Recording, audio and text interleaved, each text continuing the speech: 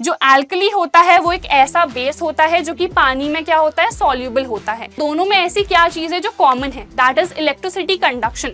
अगर आप एसिड की बात करो या बेस की बात करो, अगर इनका एक्वस सोल्यूशन आपने लिया हुआ है तो दोनों ही क्या करेंगे, इलेक्ट्रिसिटी को कंडक्ट करेंगे। दांत सड़ जाते हैं, बहुतों के सड़े भी होंगे, ठीक है। तो यहाँ पे टूथ डीके स्टार्ट हो जाता है, ये आपको देखने को मिल रहा है। यहाँ पे हमारा ब्राउन ब्राउन सा हो जाता है, कई बार ब्लैक हो जाता है, तो वो सब क्या है, टूथ डीके ही है। Hey everyone, it's me Anjali Verma, your chemistry educator. और आज के इस सेशन में हम करने वाले हैं हमारा सेकंड चैप्टर जो कि है एसिड्स, बेसिस एंड सॉल्ट्स। तो सबसे पहले हम स्टार्ट करेंगे कि एसिड्स क्या होते हैं, बेसिस क्या होते हैं, इनकी क्या क्या प्रॉपर्टीज है। देन हम डिस्कस करेंगे कि कैसे हम एसिड और बेसिस की हेल्प से सॉल्ट्स प्रिपेयर कर सकते हैं, क्या क्या टाइप के सॉल्ट्स हैं, एंड कुछ हम सॉल्ट्स डिस्कस भी करेंगे, उसके यूजेस भी देखेंगे। तो स्टार्ट करते हैं। सबसे पहले what is an acid. Acid की अगर हम बात करें तो वो होता क्या है, देखो बहुत ही सिंपल है। अगर आपके पास कोई भी ऐसा सब्सटेंस है जो कि क्या कर रहा है, H+ रिलीज कर रहा है, किसमें, एक्वस सोल्यूशन में। ये चीजें हम डिस्कस कर चुके हैं। एक्वस सोल्यूशन क्या होता है, aqueous solution is a solution, मतलब जब भी हम किसी भी सब्सटेंस को पानी में यानी कि H2O में डिसॉल्व कर देते हैं, ठीक है। तो एक्वस सोल्यूशन में क्या होता है, H+ आयन रिलीज होता है, तो उसको हम एक एसिड कह देते हैं। पीएच क्या होता है अभी हम डिस्कस करेंगे, जो कि हमें बताता है एसिडिक या बेसिक कैरेक्टर।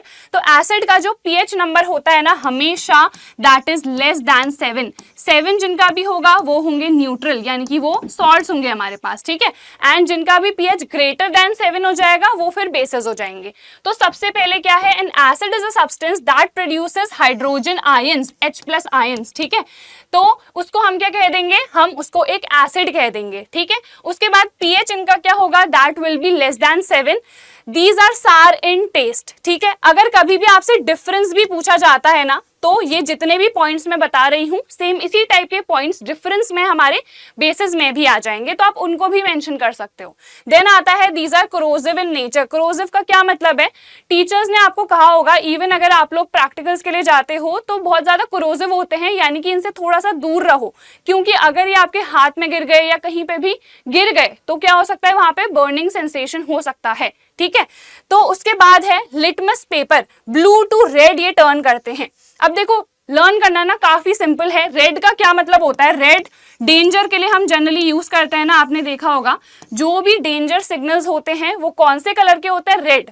तो एसिड भी हमने कहा बहुत ज्यादा क्रोजिव है, बहुत ज्यादा डेंजरस है, तो इसका क्या मतलब है, ब्लू टू रेड लिटमस को ये चेंज करेगा, ठीक है। बहुत सिंपल है। उसके बाद एग्जांपल्स, HCl हाइड्रोक्लोरिक एसिड इसको हम कहते हैं, ठीक है। जनरल नेम देखेंगे तो हाइड्रोजन क्लोराइड हो जाएगा अगर ये हमारे पास एक्वस सोल्यूशन में है, ठीक है। तो इसको हम क्या कहेंगे, हाइड्रोक्लोरिक एसिड कहेंगे।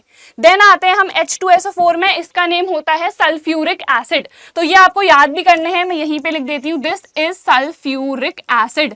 तो इसका फॉर्मूला अगर आपसे कोई भी पूछेगा तो आपको डायरेक्टली बता देना चाहिए कि क्या होता है, H2SO4 होता है। और भी होते हैं, HNO3 भी हमारे पास होता है, इसको हम क्या कहते हैं, इसको कहते हैं हम नाइट्रिक एसिड। तो कुछ जो सिंपल से एसिड्स हैं उनका आपको नेम और उनका फॉर्मूला भी याद करना है। नेक्स्ट हम आ जाते हैं, एक हमारे पास बेस क्या होता है, व्हाट इज अ बेस। तो जैसे हमने कहा एसिड में कि ये एक्वस सोल्यूशन में H+ आयंस को रिलीज करते हैं, तो बेस कौन सा आयन रिलीज करते हैं, OH- आयन। ये कौन सा आयन होता है, इसको हम कहते हैं हाइड्रोक्साइड आयन। वहां पे हाइड्रोजन आयन था, यहाँ पे क्या है, हाइड्रोक्साइड आयन। तो देखो HCl में क्या है, ये हाइड्रोजन है, H2SO4 में भी क्या है, हाइड्रोजन है, HNO3 में भी है। तो बेस में OH तो डेफिनेटली होना चाहिए।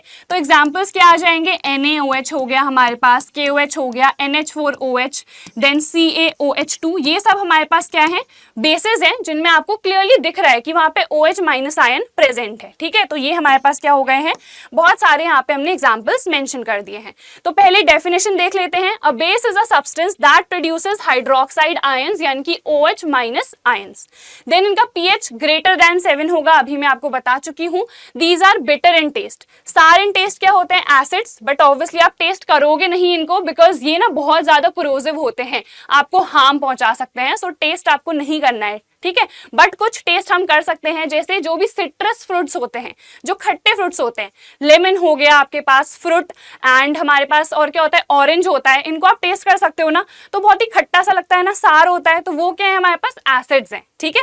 देन उसके बाद हम आ जाते हैं, दीज आर सोपी टू टच, जो हमारे सोप्स होते हैं उसमें हमारे बेसिस ही होते हैं, उनका बेसिक नेचर होता है, सो बहुत ही स्लिपरी होते हैं ये, दीज आर सोपी टू टच, ठीक है। देन है ये लिटमस को ऑब्वियसली वो अगर ब्लू टू रेड कर रहा है, सो ये क्या करेगा, रेड टू ब्लू, इसका उल्टा कर देगा। तो एक चीज अगर आपको याद हो गई है तो दूसरी चीज भी इजीली आपको लर्न हो जाएगी। नेक्स्ट हमारे पास आता है इंडिकेटर्स क्या होते हैं। इंडिकेटर्स ऐसे सब्सटेंस होते हैं जो हमें इंडिकेट करते हैं, बताते हैं कि अगर आपने कोई भी सोल्यूशन ले रखा है तो ये एसिडिक है या बेसिक है, ठीक है। तो इंडिकेटर्स ना 3 टाइप के हमारे पास होते हैं। कौन कौन से हमारे पास इंडिकेटर्स हैं देख लेते हैं। एक है हमारे पास नेचुरल, यानी कि जो हमें नेचर में मिलते हैं। तो सबसे पहले जैसे हमने लिटमस डिस्कस करा था, सो ये जो लिटमस होता है ना, ये नेचुरली पाया जाता है। किससे ऑब्टेन होता है, ये लाइकेन से ऑब्टेन होता है, ठीक है, थैलोफाइटा रहता है इसका। Then turmeric, now what is this turmeric, आपको सबको पता है हल्दी घर में खाने में यूज होती है, ये भी एक इंडिकेटर है। इसकी हेल्प से भी आप पता कर सकते हो कि कोई भी सब्सटेंस एसिडिक है या फिर बेसिक है।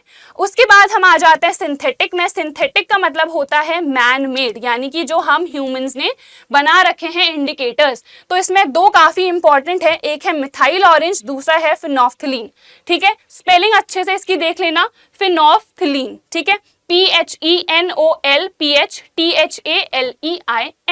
देन आते हैं हम ऑल्फैक्टरी में।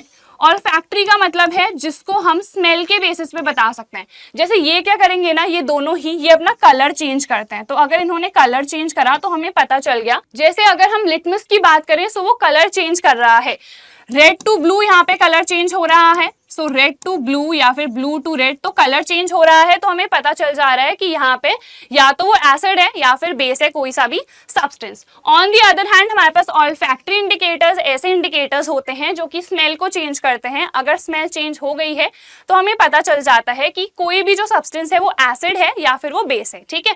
इसका एग्जाम्पल है अनियन, वेनिला एसेंस भी इसी का एग्जाम्पल है। तो यहाँ पे देखते हैं कलर हमारा कैसे चेंज होता है। देखो एसिड क्या कर रहा है, ब्लू लिटमस को रेड टर्न कर दे रहा है, ये थोड़ा सा रेड आएगा, ठीक है, थोड़ा सा पिंकिश हो गया, बट दिस इज रेड, ठीक है। देन यहाँ पे रेड टू ब्लू टर्न होगा, ये हमारे पास पूरा रेड लिटमस पेपर था, बट ये किस में चेंज हो गया है, ब्लू में चेंज हो गया है।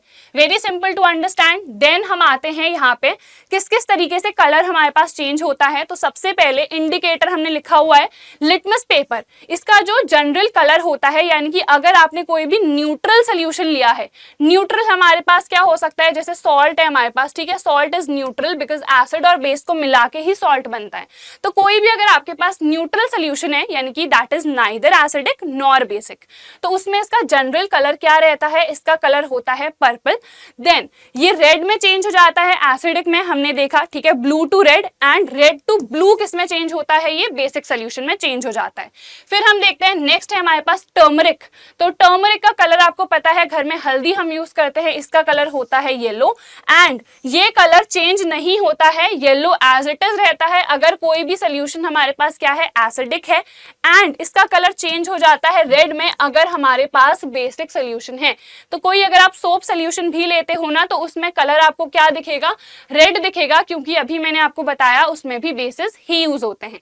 देन हम आ जाते हैं मिथाइल ऑरेंज में। ऑरेंज उसके नाम में ही है, तो यहाँ पे ऑरेंज इसका होता है नॉर्मल कलर, ये रेड में चेंज हो जाता है एसिडिक में, और ये येलो में चेंज होता है बेसिक में। ये चीजें ना आपको बहुत अच्छे से याद करनी है। देन कम्स फिनोफ्थिलीन, तो ये होता है कलरलेस, और एसिडिक में भी क्या रहता है, ये कलरलेस। तो इन दोनों को ना आप रिलेट करके लर्न कर सकते हो, टर्मरिक और फिनोफ्थिलीन, इनका जो कलर है ना वो एसिडिक में क्या रह रहा है, सेम रह रहा है, जबकि बेसिक में चेंज हो जा रहा है, बेसिक में ये पिंक में चेंज हो जाता है। तो हमें पता चल जाता है जो भी सोल्यूशन है वो हमारे पास एक बेसिक सोल्यूशन है। देन हम आ जाते हैं अनियन में। तो ये हमारे पास कौन सा है, ऑल्फैक्टरी इंडिकेटर है, स्मेल के बेसिस पे हम बताएंगे।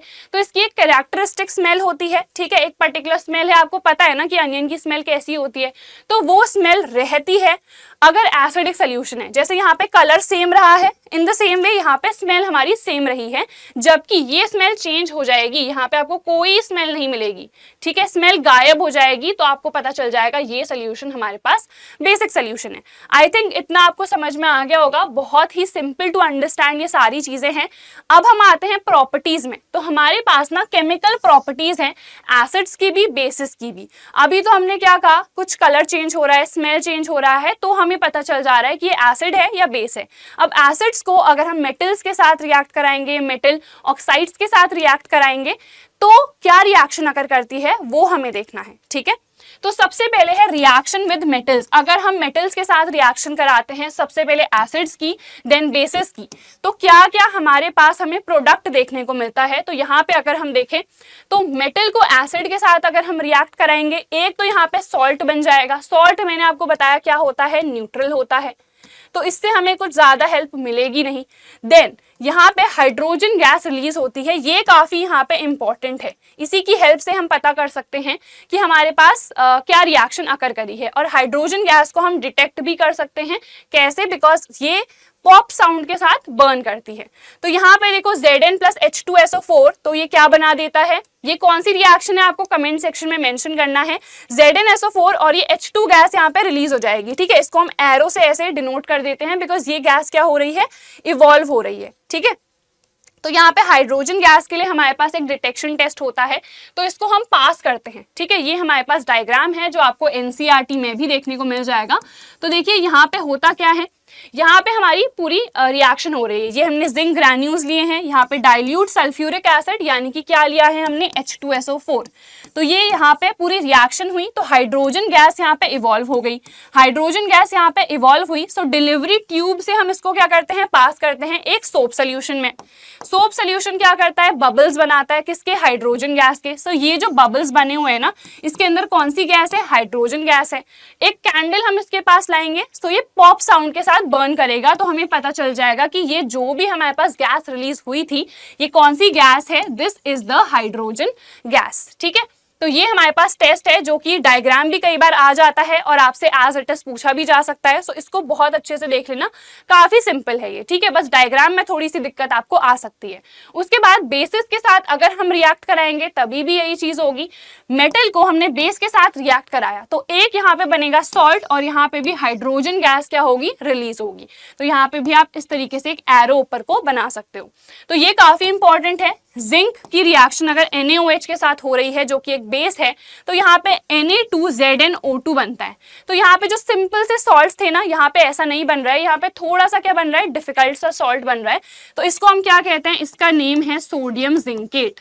ये आपको याद करना है, क्योंकि ये थोड़ा सा डिफरेंट है एंड इम्पॉर्टेंट भी है। कई बच्चे भूल जाते हैं इसका फॉर्मूला, कई बच्चे सोचते हैं कि NaZnO2 हो जाएगा, तो ये तो पूरा गलत हो गया ना, आप थोड़े से में चूक गए हो। तो ऐसा नहीं करना है, हमें पूरा याद करना है, Na2ZnO2, so this is sodium zincate, ठीक है। नेक्स्ट अब हम आ जाते हैं आगे, और भी केमिकल प्रॉपर्टीज हम देखने वाले हैं। So reaction with the metal carbonates and the metal hydrogen carbonates. आपको पता है ना कार्बोनेट का फॉर्मूला होता क्या है, कार्बोनेट इज CO3 2-। तो ये हमारे पास क्या होता है, ये होता है कार्बोनेट। तो यहाँ पे मेटल की अगर हम बात कर रहे हैं, तो जैसे Na+, तो इसके साथ मैंने रिएक्शन करा दी, तो क्या बन गया, Na2CO3। हाइड्रोजन कार्बोनेट का फॉर्मूला होता है HCO3-। तो Na+ के साथ रिएक्शन कराई, तो प्लस और माइनस हो जाता है कैंसिल, तो इसने क्या फॉर्मूला हमें दिया, NaHCO3, इधर पे हमें फॉर्मूला मिला। तो ये क्या हो जाएगा, हाइड्रोजन कार्बोनेट, ये क्या हो जाएगा हमारे पास, normal metal carbonate. Is it clear. तो यहाँ पे रिएक्शन का जो प्रोडक्ट बनता है ना, वो सिमिलर बनता है, दोनों में एज सच कोई डिफरेंस नहीं होता है। एक तो सॉल्ट बनेगा, CO2 यहाँ पे रिलीज होगी एंड H2O। अब इस CO2 को हम डिटेक्ट कर सकते हैं, जैसे हमने कहा कि प्रीवियस में H2 को हम डिटेक्ट कर पा रहे थे, सिमिलरली इसके लिए भी हमारे पास एक टेस्ट होता है। इस टेस्ट को हम क्या कहते हैं, क्विक लाइम टेस्ट भी इसको हम कह सकते हैं, स्लेग लाइम वाला, ठीक है। तो slaked lime will be a better term for it, because हम इसको CaOH2 से पास करते हैं, ना कि CaO से। तो ये हमारे पास क्या होता है, स्लेग्ड लाइम, तो इसीलिए इसको हम स्लेग्ड लाइम टेस्ट कह देंगे, ठीक है। तो जो लाइम वाटर होता है इसको हम लाइम वाटर भी कहते हैं, ठीक है, सो कंफ्यूज नहीं होना है। जो स्लेक्ड लाइम है इसी को लाइम वाटर भी कहते हैं। तो CO2 क्या करता है ना, लाइम वाटर को मिल्की टर्न कर देता है। कैसे करता है अभी देखते हैं, पहले रिएक्शन देख लेते हैं। तो एसिड की रिएक्शन हुई मेटल कार्बोनेट या फिर हाइड्रोजन कार्बोनेट से, सो सॉल्ट बना CO2 and H2O। Very simple. Reaction देखते हैं, HCl की रिएक्शन हुई Na2CO3 से। अगर इसकी रिएक्शन हमारे पास Na2CO3 के साथ हो गई है जो कि एक कार्बोनेट है, तो यहाँ पे सॉल्ट बनेगा। अब सॉल्ट कैसे बनेगा, यहाँ पे होगा डबल डिस्प्लेसमेंट, ठीक है। तो यहाँ पे एक तो हमारे पास ये Na चले जाएगा Cl के साथ, और यहाँ पे एक्चुअल में क्या बनना चाहिए था, देखो H प्लस, बिकॉज यहाँ पे H प्लस आयन है, देन कार्बोनेट का क्या होता है CO3 2 माइनस, तो इन दोनों की रिएक्शन होनी चाहिए थी। तो क्या बनता, देखो ये बेस में आ जाता, सो H2CO3 बन जाता, जो कि होता है हमारे पास कार्बोनिक एसिड। ये काफी अनस्टेबल होता है, तो एक इसमें चेंज हो जाता है H2O एंड CO2 में। तो यहाँ पे आपको एक्चुअल में क्या देखने को मिलता है, CO2 and H2O। Is it clear? तो यहाँ पे ये रिएक्शन हमारे पास हो गई, ये हमारे पास क्या हो गया, डबल डिस्प्लेसमेंट हो चुका है। तो NaCl यहाँ पे बन गया है H2O and CO2। Same reaction यहाँ पे भी होगी, HCl की रिएक्शन इसके साथ हुई तो Na चला गया Cl के साथ, और यहाँ पे क्या बन गया, H2O एंड CO2। ये तो एज इट इज बैलेंस थी, ये अनबैलेंस थी, तो इसको हमने क्या कर दिया है, बैलेंस कर दिया है। तो I think this is also clear. अब हम देखते हैं CO2 का टेस्ट क्या होता है, लाइम वाटर टेस्ट, या फिर इसको हम क्या कहेंगे, स्लेक्ड लाइम टेस्ट, ठीक है। तो ये हमारे पास हो गया। ये डायग्राम काफी इंपॉर्टेंट है जो आप देख रहे हो। तो इस डायग्राम में देखो क्या हुआ है, CO2 को हम पास कर रहे हैं थ्रू कैल्शियम हाइड्रोक्साइड सोल्यूशन। तो CaOH2 हमारे पास क्या है, कैल्शियम हाइड्रोक्साइड। तो इस केस में क्या होगा, दोनों की अगर रिएक्शन होगी तो बनता है CaCO3। ये तो हमने देखा है फर्स्ट चैप्टर में भी। तो यहाँ पे देखो CaOH2 प्लस CO2 यहाँ पे बन गया CaCO3। इसको हम ऐसे एरो करके भी दिखा सकते हैं, क्योंकि इसका क्या बन रहा है, PPT प्रेसिपिटेट यहाँ पे बन रहा है। तो ये व्हाइट कलर का प्रेसिपिटेट है, विच मीन्स ये इनसॉल्यूबल होगा। और व्हाइट कलर का है, इसकी क्या होती है, मिल्की अपीयरेंस होती है। इसीलिए हम क्या कह रहे हैं कि CO2 turns lime water milky, ठीक है। आप लिख सकते हो CO2 turns lime water milky. तो ये इंपॉर्टेंट है, क्योंकि कई बार ना आपसे क्वेश्चंस में पूछ लिया जाता है कि ऐसी कौन सी गैस है जो कि लाइम वाटर को मिल्की टर्न कर देती है। तो उसका आंसर क्या होगा, उसका आंसर हमारे पास सिंपली होगा कि ये गैस हमारे पास कौन सी है, this gas is CO2 gas. Further हमारे पास क्या होता है, अगर CaCO3 यहाँ पे तो चलो प्रेसिपिटेट बन गया, अगर हम क्या करते हैं, अब हम इसमें एक्सेस CO2 से इसको पास कराते हैं। अगर हम और ज्यादा CO2 इसमें डाल देंगे तो उस केस में क्या होगा, ये रिएक्शन अकर करेगी, वहां पे वाटर भी ऑब्वियसली होगा, तो इनकी रिएक्शन होती है एंड यहाँ पे बन जाता है कैल्शियम हाइड्रोजन कार्बोनेट, ठीक है। इसका फॉर्मूला क्या होगा, देखो मतलब किस तरीके से बन रहा होगा, Ca2 प्लस होता है और HCO3 माइनस, तो फॉर्मूला ऑब्वियसली ये हो जाएगा। तो हमें कंफ्यूज नहीं होना है। जैसे प्रीवियस में क्या था, NaHCO3 था, क्यों, क्योंकि यहाँ पे तो Na प्लस होता है, ठीक है, और HCO3 माइनस होता है। यहाँ पे क्या है, इसके फॉर्मूला में ही 2 प्लस है, इसीलिए इस तरीके की रिएक्शन होगी और ये फॉर्मूला यहाँ पे बनेगा। अब क्या होता है, ये जो मिल्की अपीयरेंस हो रही थी किसके फॉर्मेशन की वजह से, due to the formation of this CaCO3, तो ये मिल्की अपीयरेंस क्या हो जाती है, डिसअपियर हो जाती है। अब ये मिल्की अपीयरेंस डिसअपियर हो चुकी है, इसका हमारे पास मतलब क्या है कि ये अब हो चुका है सॉल्यूबल। तो अब सॉल्युबिलिटी यहाँ पे हमें देखने को मिलेगी। सॉल्युबल है यानी कि अब ये घुल पा रहा है, पहले तो बना था प्रेसिपिटेट, अब प्रेसिपिटेट हमें नहीं मिल रहा है, ये इजीली पानी में डिसॉल्व हो जाता है, सिंपल। नेक्स्ट हम देखते हैं, नेक्स्ट हमारे पास है neutralisation reaction. Very simple reaction. Neutral का क्या मतलब है, अभी मैंने बताया सॉल्ट। सॉल्ट क्या होता है, वो होता है न्यूट्रल। तो यहाँ पे भी यही रिएक्शन हमारे पास होती है। एसिड और बेस को अगर हम आपस में रिएक्ट कराते हैं तो सॉल्ट बनता है और H2O यानी कि पानी यहाँ पे क्या निकलता है, बाहर निकलता है। तो एक हम देख लेते हैं यहाँ पे एसिड। तो एसिड मैंने ले लिया HCl, बेस मैंने ले लिया NaOH, सबसे सिंपल हमारे पास है।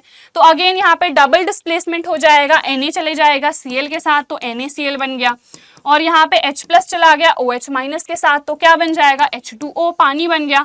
तो ये हमारे पास क्या है, सोडियम क्लोराइड और सोडियम क्लोराइड ही हमारे पास क्या होता है, यही हमारे पास होता है टेबल सॉल्ट। टेबल सॉल्ट आप सभी को पता है, जो आप घर में नमक खाते हो उसका फॉर्मूला क्या है, NaCl ही है। ठीक है, चलो रिएक्शन ऑफ मेटल ऑक्साइड्स की अगर अब हम रिएक्शन कराएं किसके साथ, एसिड्स के साथ, तो यहाँ पे क्या बनेगा। देखो एक चीज मैं आपको बताती हूँ, पीरियोडिक टेबल से ये रिलेटेड है। अगर आपको पता है हमारे पास दो ग्रुप्स होते हैं, फर्स्ट एंड सेकंड, टोटल बहुत सारे ग्रुप्स होते हैं, अभी हम फर्स्ट और सेकंड की बात कर रहे हैं। तो यहाँ पे क्या आता है, जैसे सोडियम इसी में आ रहा है, पोटेशियम इसी में आ रहे हैं। ठीक है, तो यहाँ पे ये चीजों की अगर हम बात करें तो ये आयन कैसा बनाता है, K+, Na+। सिमिलरली यहाँ पे मैग्नीशियम हम ले लेते हैं तो ये Mg2+ बनाता है, कैल्शियम क्या बनाता है, Ca2+ बनाता है। तो ये दोनों ही हमारे पास क्या होते हैं, इनको हम कहते हैं एल्कलाइन मेटल्स, जो हमारा फर्स्ट ग्रुप होता है। जो सेकंड ग्रुप होता है उनको हम कहते हैं एल्कलाइन अर्थन मेटल्स। ठीक है, तो एल्कलाइन वर्ड जो है ना वो किसके लिए आता है, वो आता है बेस के लिए। जो एल्कली होता है वो एक ऐसा बेस होता है जो कि पानी में क्या होता है, सॉल्यूबल होता है। तो जहां पे भी आपको देखने को मिल रहा है कि एल्कली टर्म है, एल्कलाइन है, बेस है, तो उसका मतलब यही है कि हमारे पास कुछ ना कुछ बेस से ही वो रिलेटेड है। तो यहाँ पे भी वही चीज है, अगर हम ये मेटल्स की बात कर रहे हैं, ये जितने हैं ये क्या है, मेटल्स है। तो अगर ये हमारे पास मेटल्स हैं और इनको मैं एल्कलाइन मेटल्स कह रही हूं तो इनका नेचर क्या होगा, बेसिक। तो इनकी अगर मैं ऑक्साइड्स की बात करूंगी वो भी क्या होंगी, बेसिक। तो बेस की रिएक्शन किसके साथ कराते हैं, एसिड के साथ। तो कभी भी मेटल ऑक्साइड की रिएक्शन बेस के साथ नहीं हो सकती है, क्योंकि दोनों ही बेस हो जाएंगे तो उसमें रिएक्शन क्या होगी। तो ये चीज में भी आपको कंफ्यूज करने के लिए पूछ दी जाए, इसीलिए मैं बता रही हूँ मेटल ऑक्साइड्स की रिएक्शन एसिड के साथ क्यों हो रही है और नॉन मेटल ऑक्साइड की रिएक्शन बेस के साथ क्यों हो रही है। क्योंकि हमने अगर मेटल ऑक्साइड्स की बात करी तो ये होते हैं बेसिक इन नेचर, और इसी का उल्टा हो जाएगा अगर हम नॉन मेटल ऑक्साइड्स की बात करेंगे, ये हो जाएंगे एसिडिक इन नेचर, इसीलिए इनकी रिएक्शन हो रही है बेस के साथ। Very simple to understand. अब हम देख लेते हैं मेटल ऑक्साइड MO की रिएक्शन अगर हो रही है किसी भी एसिड के साथ, सेम वही रिएक्शन होगी, क्योंकि ये मेरे पास बेस है, ये एसिड है, तो यहाँ पे सॉल्ट और पानी तो बनेगा ना। तो यहाँ पे भी वही है CuO + HCl। तो अगेन देखो यहाँ पे हमारे पास क्या होगा, डबल डिस्प्लेसमेंट, तो Cu चला जाएगा इसके साथ, तो Cu क्या होता है 2+, Cl क्या होता है -, तो क्या बन गया CuCl2, और यहाँ पे भी अगेन H+ एंड O-। ठीक है, तो इन्होंने हमें H2O दे दिया। ठीक है, O- एक्चुअल में नहीं होगा, हमारे पास वही है H+ OH- जो है वो हमारे पास क्या बना रहा है, H2O बना रहा है, बट यहाँ पे ये इसके साथ कंबाइन होगा, H अगर O के साथ कंबाइन होगा तो हमको H2O ही मिलेगा। ठीक है, तो ये हमारे पास क्या हो गई, पूरी रिएक्शन हो गई। और भी आप देख सकते हो ZnO के साथ भी रिएक्शन हो सकती है। ठीक है, तो अब नेक्स्ट हम देखते हैं non metal oxide, same reaction है, क्योंकि ये मेरे पास एसिडिक है, एसिड की रिएक्शन बेस के साथ होगी तो सॉल्ट और पानी ही हमको देखने को मिलेगा। तो अगेन CaOH2, ये क्या है हमारे पास, दिस इज बेस। ठीक है, और ये हमारे पास क्या है, एसिडिक ऑक्साइड है, क्योंकि कार्बन क्या होता है हमारे पास, एक नॉन मेटल है, तो नॉन मेटल की ऑक्साइड है, यानी कि ये क्या है, एसिडिक इन नेचर है। इन दोनों की रिएक्शन से अभी हमने देखा था CaCO3, ये एक होता है हमारे पास सॉल्ट, और यहाँ पे क्या बन जाएगा, पानी बन जाएगा। नेक्स्ट है केमिकल प्रॉपर्टीज में what do all acids and basis have in common. अभी हमने क्या कहा, एसिड्स और बेसिस डिफरेंट होते हैं, क्योंकि एसिड्स में H+ आयन रिलीज होता है और बेसिस में OH- आयन रिलीज होता है। तो दोनों में ऐसी क्या चीज है जो कॉमन है, दैट इज इलेक्ट्रिसिटी कंडक्शन। अगर आप एसिड की बात करो या बेस की बात करो, अगर इनका एक्वस सोल्यूशन आपने लिया हुआ है तो दोनों ही क्या करेंगे, इलेक्ट्रिसिटी को कंडक्ट करेंगे। अब इलेक्ट्रिसिटी कंडक्शन के लिए काफी ज्यादा इंपॉर्टेंट है कि एक्वस सोल्यूशन हमारे पास हो, यानी कि H2O में डिसॉल्व करना काफी ज्यादा इंपॉर्टेंट होता है। तो ये हमने कुछ इधर पे सेटअप कर रखा है। ठीक है, तो यहाँ पे क्या है, एक हमने बीकर लिया हुआ है, देन यहाँ पे नेल हमने डिप कर रखी है। सोल्यूशन हमने किसका लिया है, इधर पे सोल्यूशन हमने डाइल्यूट HCl का लिया हुआ है, विच मीन्स यहाँ पे मैंने एसिड लिया है सबसे पहले। ठीक है, तो एसिड से हम अब क्या चेक कर रहे हैं, इसका कंडक्शन यहाँ पे चेक कर रहे हैं। This is the rubber cork and ये पूरा सेटअप है। यहाँ पे हमने क्या लगाया हुआ है, बल्ब। अगर बल्ब ग्लो करा तो उसका क्या मतलब है कि इलेक्ट्रिसिटी यहाँ पे कंडक्ट हो रही है। अगर बल्ब ग्लो नहीं करा उसका मतलब इलेक्ट्रिसिटी कंडक्ट नहीं हो रही है। यही तो चीज होती है ना, सिंपल सी। तो यहाँ पे हमने पूरा सेटअप किया है। अब हम चेक करते हैं। सबसे पहले ना हम लेते हैं ग्लूकोज। ग्लूकोज का फॉर्मूला होता है C6H12O6। देन हम लेते हैं अल्कोहल। अल्कोहल में हम जनरली एथेनॉल को कंसिडर करते हैं, जिसका फॉर्मूला होता है C2H5OH। देन HCl है एंड H2SO4 है। देखो हर किसी में ना मुझे हाइड्रोजन तो डेफिनेटली दिख रहा है, इसमें भी हाइड्रोजन है, इसमें भी हाइड्रोजन है, इसमें भी हाइड्रोजन है, इसमें भी हाइड्रोजन है। तो अभी हमने स्टार्टिंग में तो यही डिस्कस करा कि अगर H+ आयन रिलीज हुआ तो विच मीन्स वो एक एसिड है, एंड एसिड्स इलेक्ट्रिसिटी कंडक्ट करते हैं एक्वस सॉल्यूशंस में।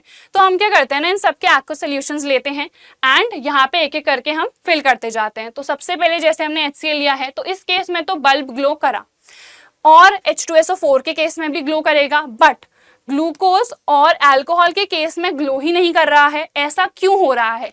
ऐसा इसलिए हो रहा है क्योंकि एक्वस सॉल्यूशन में H+ आयन का रिलीज होना काफी ज्यादा इंपॉर्टेंट होता है। अगर H+ आयन रिलीज नहीं हो रहा है उसका मतलब है कि वो एक एसिड नहीं है, विच मीन्स ये दोनों एसिड नहीं है, क्योंकि एक्वस सॉल्यूशन में H+ आयन रिलीज नहीं कर पा रहे हैं। ठीक है, तो इससे कोई मतलब नहीं है कि उस सब्सटेंस में हाइड्रोजन है या फिर नहीं है, इससे हमें मतलब है कि वो एक्वस सॉल्यूशन में H+ आयन रिलीज कर पा रहा है या फिर नहीं कर पा रहा है। उसके बाद यही चीज मैंने यहाँ पे लिखी हुई है, ion formation is important for electricity conduction. Ion यहाँ पे बनना चाहिए, चाहे वो H+ हो चाहे वो OH- हो, बट यहाँ पे आयन्स बनने चाहिए। इवन अगर आप बेसिस लोगे, ठीक है, बेसिस में भी सब बेस इलेक्ट्रिसिटी कंडक्ट नहीं करेंगे, सिर्फ वो बेस इलेक्ट्रिसिटी कंडक्ट करेंगे जो कि एल्कली होते हैं। एल्कली का मतलब अभी मैंने आपको बताया, जो कि पानी में क्या हो सकते हैं, डिसॉल्व हो सकते हैं। जो बेसिस पानी में ही डिसॉल्व नहीं होंगे तो वो आयंस कैसे प्रोड्यूस करेंगे? ठीक है, नेक्स्ट हमारे पास है एसिड्स प्रोड्यूस H+ आयंस और बेसिस प्रोड्यूस OH- आयन। तो ये बहुत ही छोटा सा और सिंपल सा चैप्टर है, एक एक करके हम रिएक्शन भी देखते जा रहे हैं, तो आपको समझ में इजीली आ रहा होगा। फिर भी अगर आपको कोई भी डाउट होता है ना, feel free to comment down, मैं अपनी पर्सनल आईडी से आपको रिप्लाई दे दूंगी। उसके बाद नेक्स्ट है what happens to an acid और base in a water solution. अब वाटर सॉल्यूशन में क्या होता है, यहाँ पे आयंस प्रोड्यूस होंगे ऑब्वियसली, जैसे हमने प्रीवियस में देखा कि अगर इलेक्ट्रिसिटी को कंडक्ट होना है तो उसका मेन हमारे पास क्या होना चाहिए कि उसको पानी में डिसॉल्व करना है। तो पानी में डिसॉल्व करके ऐसा होता क्या है, एक तो H+ आयन प्रोड्यूस होता है, और ये H+ आयन अगर H2O के साथ रिएक्ट करता है ये बनाता है H3O+ आयन, जिसको हम बोलते हैं हाइड्रोनियम आयन। ये आयंस के नाम भी याद रखना, कई बार होता है कि हम जल्दीबाजी में ना ये बेसिक चीजें भूल जाते हैं और फिर हम ना बहुत ज्यादा हाई लेवल पढ़ लेते हैं और बेसिक चीजें हम भूल जाते हैं करना, तो फिर क्या होता है, बेसिक चीजें पेपर में आ जाती हैं, वो तो हमको याद ही नहीं है। ऐसा बहुत बच्चों के साथ होता है, कभी कभी मेरे साथ भी हो जाता था कि मैंने ना इतनी ज्यादा लेवल की चीजें पढ़ ली हैं और जो बेसिक चीजें हैं मैं वही भूल चुकी हूँ, और मैं सोच रही हूँ यार इसका फॉर्मूला क्या होता होगा, क्योंकि मैंने तो इतने हाई लेवल न्यूमेरिकल्स कर लिए हैं, सब कुछ कर लिया है, अब वो बेसिक चीज तो मैंने ध्यान ही नहीं दी। तो ऐसा भी आपको नहीं करना है, बिल्कुल क्या होना चाहिए, आपका मीडियम लेवल पे आपको ज्यादा फोकस करना है, और हार्ड लेवल के तो डेफिनेटली करने ही हैं अगर आप फुल स्कोर करना चाहते हो। ठीक है, चलो अब HCl प्लस H2O अगर है तो यहाँ पे हाइड्रोनियम आयन और Cl- आयन यहाँ पे बाहर निकल गया।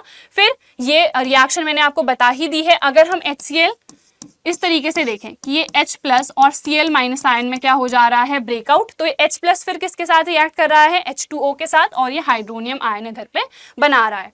अब NaOH में अगर हम पानी डालेंगे या इसको पानी में डिसॉल्व करेंगे तो यहाँ पे Na+ and OH- ion produce होगा। OH- क्या है हमारे पास, हाइड्रोक्साइड आयन, तो यहाँ पे हाइड्रोक्साइड आयन क्या हो रहा है, प्रोड्यूस हो रहा है। ठीक है, नेक्स्ट ये हमारे पास क्या है, preparation of HCl gas. Okay, चलो इसको हम समझते हैं। देखो ये डायग्राम इंपॉर्टेंट है और इसमें हो क्या रहा है ना वो आपको समझना है, इससे आराम से 3-4 क्वेश्चंस बन जाते हैं बस इसी वाले से। ठीक है, डिफरेंट वे में वो पूछ लेते हैं बट क्वेश्चन का आंसर हमारे पास सेम रहता है।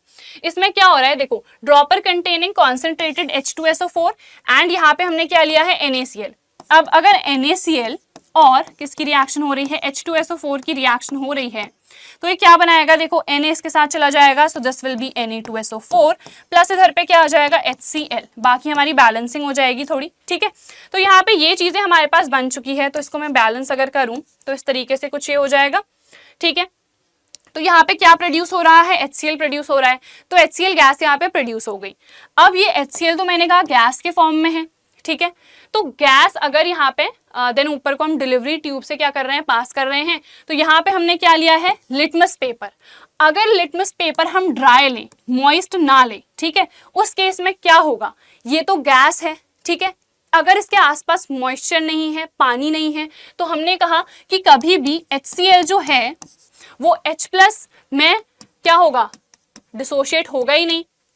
तो अगर हमारे पास क्या है, ड्राई लिटमस पेपर है एंड आसपास मॉइस्चर भी नहीं प्रेजेंट है, तो ये H+ में होगा ही नहीं डिसोशिएट। तो ये ना कभी भी ब्लू टू रेड टर्न ही नहीं होगा। तो अगर आपसे पूछा जाए कि जो ड्राई HCl गैस होती है, ठीक है, ड्राई HCl गैस इलेक्ट्रिसिटी क्यों नहीं कंडक्ट करती है, तो इसका सिंपली यही मतलब है क्योंकि वो ड्राई है। तो पानी का होना बहुत इंपॉर्टेंट है। तो अगर ये ड्राई है तो ये H+ आयंस रिलीज ही नहीं करेगी। अगर ये H+ आयंस रिलीज ही नहीं कर रही है तो इसका सिंपल सा मतलब है कि ये इलेक्ट्रिसिटी नहीं कंडक्ट करने वाली है, ठीक है। अगर हमने मॉइस्ट लिटमस पेपर लिया है तो उस केस में डेफिनेटली ये ब्लू टू रेड टर्न होगा, जैसे आपको यहाँ पे देखने को मिल रहा है। तो ब्लू टू रेड ये क्यों टर्न कर रहा है, बिकॉज यहाँ पे ऑलरेडी मॉइस्चर है, यहाँ पे ऑलरेडी क्या है, वाटर की प्रेजेंस है। तो यहाँ पे वाटर की अगर प्रेजेंस है तो ऑब्वियसली यहाँ पे इलेक्ट्रिसिटी कंडक्ट करेगा। इसका एसिडिक नेचर हमको यहाँ पे देखने को मिलेगा, ठीक है, जो कि हमें ड्राई फॉर्म में नहीं देखने को मिल रहा था। एंड अगर कई बार होता है हम देखना चाह रहे हैं कि ये ब्लू टू रेड टर्न ही नहीं कर रहा है और बाहर क्या है, बहुत ज्यादा ही मॉइस्चर है, तो उस केस में हम क्या करेंगे, हम यूज करते हैं कैल्शियम क्लोराइड एनहाइड्रस CaCl2। ये होता है हमारे पास एक बहुत ज़्यादा अच्छा ड्राइंग एजेंट। तो अगर ये हमारे पास एक ड्राइंग एजेंट है तो ये क्या करेगा, जो भी मॉइस्चर आसपास है एटमॉस्फेयर में उसको कर लेगा एब्जॉर्ब, एंड हेंस हम ये जो पहला वाला है ड्राई वाला वो भी देख सकते हैं, ठीक है। तो ये सारी चीजें, इतने क्वेश्चंस यहाँ से बन सकते हैं, सब हमने देख ही लिया है कैसे कैसे करना है। देन आता है एल्कली। एल्कली मैंने अभी आपको बताया, बेसेस जो कि पानी में सॉल्युबल होते हैं, NaOH होता है, KOH होता है यहाँ पे, और CuOH2 एंड ZnOH2 ये बेस में आप लिखना, ठीक है, ये बेस में आएगा यहाँ पे। ये थोड़ा सा PPT में आई थिंक मिस्टेक हो गई है, ये बेस में आप लिखोगे, ठीक है, दिस इज CuOH2 इस तरीके से।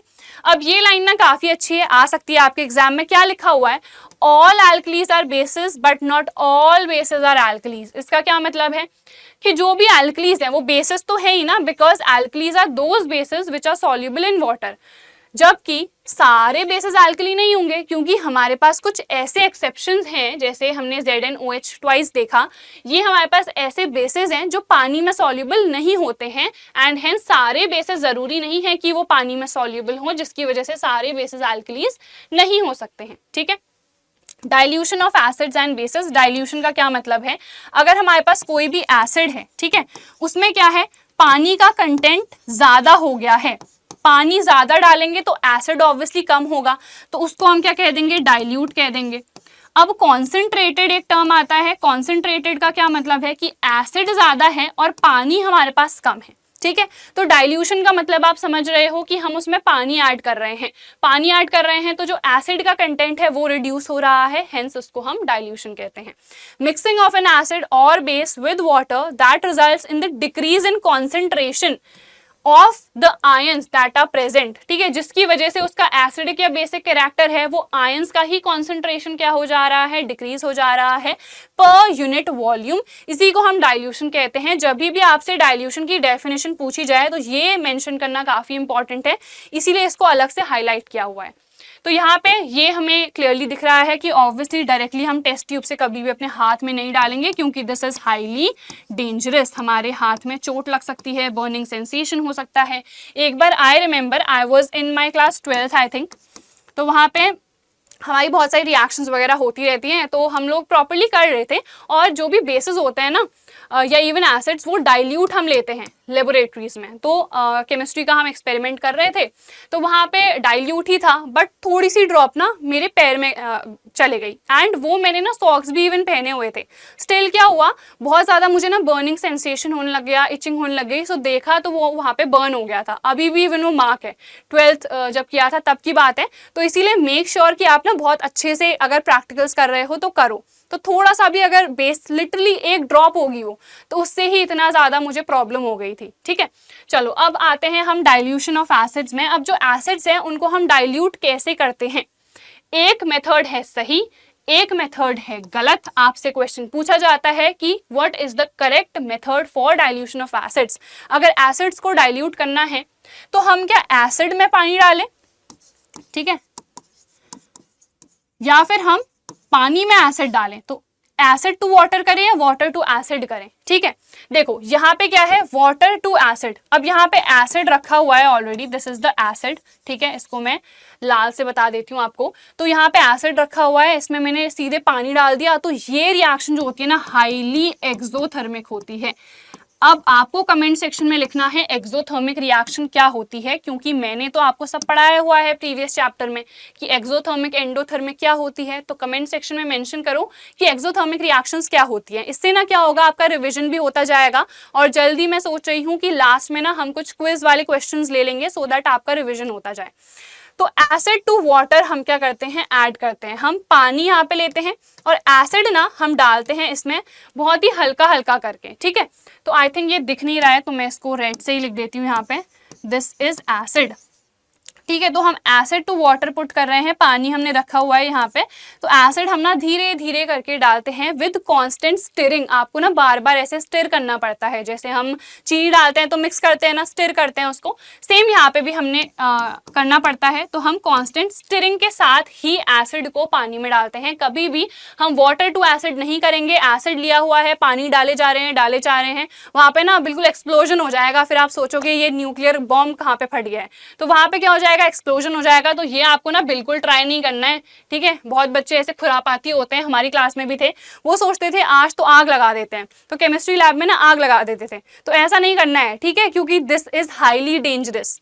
चलो इसके बाद आ जाते हैं हम स्ट्रॉन्ग एसिड्स हमारे पास क्या होते हैं, वीक एसिड्स क्या होते हैं, स्ट्रॉन्ग बेस क्या होते हैं, वीक बेस क्या होते हैं, and concentrated and dilute acids हमारे पास क्या होते हैं। कॉन्सेंट्रेटेड का मतलब आप समझ चुके हो। कॉन्सेंट्रेटेड में क्या होगा, हमारे पास एसिड की क्वांटिटी ज्यादा होगी, वाटर की क्वांटिटी कम होगी। डाइल्यूट में क्या होगा, एसिड हमारे पास कम होगा और पानी का कंटेंट यहाँ पे ज्यादा होगा, तो उसको हम कह देंगे डाइल्यूट। तो ये तो सिंपल है। स्ट्रॉन्ग एसिड्स और वीक एसिड्स क्या होते हैं, स्ट्रॉन्ग एसिड्स ऐसे एसिड्स होते हैं जिसमें H+ आयन जो है ना उनका कॉन्सेंट्रेशन ज्यादा होता है, एंड ये ऐसे एसिड्स हैं जिनमें जो H+ आयन्स हैं वो कंप्लीटली डिसोशिएट हो जाते हैं, और वीक में वो पार्शियली डिसोशिएट होते हैं। Same goes for the basis also. अगर हमारे पास OH- आयन्स जो हैं वो कंप्लीटली डिसोशिएट हो चुके हैं तो उसको स्ट्रॉन्ग बेस कहेंगे। अगर वो पार्शियली डिसोशिएट हुए हैं तो उनको हम क्या कहेंगे, वीक बेस कहेंगे। तो यहाँ पे acids that get completely dissociated into H+ ions, example क्या है, HCl है, ये बेस में लिखना अगेन, और ये भी बेस में, तो H2SO4 यहाँ पे एग्जाम्पल आ जाएगा। और acids that get partially dissociated, तो उनको हम कह देंगे वीक। वीक का एग्जाम्पल नहीं लिखा है तो मैं बता देती हूँ, H2CO3 ये होता है हमारे पास क्या, this is the carbonic acid. ये है कार्बोनिक एसिड और ये एक हमारे पास वीक एसिड होता है। ये है सोडियम हाइड्रोक्साइड, इसने बॉडी बना रखी है। तो ये क्या है हमारे पास, this is very strong. Then strong base, weak base, NaOH, KOH, और वीक का एग्जाम्पल हो जाता है NH4OH। तो कुछ एग्जाम्पल्स भी आपको याद करते रहने हैं, क्योंकि एग्जाम्पल्स अगर आप मेंशन करोगे ना तो आपको फुल स्कोर करने से ना कोई नहीं रोक सकता है। देन आ जाते हैं हम pH पे। pH की हमें बात करनी है। ये pH स्केल होता क्या है, स्टार्टिंग में हमने कहा था pH ग्रेटर दैन 7 या लेस दैन 7, इसका क्या मतलब है यहाँ पे। तो यहाँ पे देखते हैं how strong are acids and bases. तो ये हमें क्या बता रहा है, ये स्ट्रेंथ बता रहा है किसी भी एसिड की। अब देखो जो लिटमस पेपर है वो क्या कर रहा है, अपना कलर चेंज कर रहा है। तो आपको पता चल जा रहा है ये सब्सटेंस मेरे पास क्या है, एसिडिक है, ये सब्सटेंस मेरे पास क्या है, बेसिक है। बेसिकली जो आपके पास इंडिकेटर्स हैं वो आपको सिर्फ इतना ही तो बता रहे हैं ना कि ये सब्सटेंस एसिड है, ये सब्सटेंस बेस है। वो ये तो बता ही नहीं रहे हैं कि अगर दो एसिड्स मैंने लिए हैं तो इसमें से स्ट्रॉन्गर एसिड कौन सा है। अभी हमने देखा ना स्ट्रॉन्ग और वीक एसिड, तो ये हम कैसे पता करेंगे, इसके लिए हम यूज करते हैं pH। pH की फुल फॉर्म है पोटेंस हाइड्रोजन। पोटेंस का मतलब है पावर।